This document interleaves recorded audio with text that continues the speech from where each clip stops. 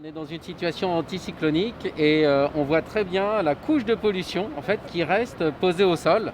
Évidemment, les polluants sont générés au niveau du sol et suivant les conditions climatiques, ils vont plus ou moins se disperser. Aujourd'hui, comme il y a très peu de vent, les polluants restent près du sol et donc on voit cette couche un peu grisâtre, un peu brunâtre, qui est typique d'un mélange sans doute de particules fines et peut-être de NOx, donc aussi de gaz.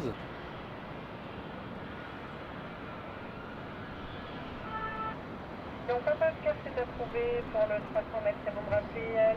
Donc sur une étude de 2019, on estime en France à 67 000 morts prématurées, morts dues à la pollution de l'air, notamment en ville, celle due au trafic, aux particules diesel qui génèrent des particules ultra fines qui vont vraiment impacter le système cardiovasculaire en premier.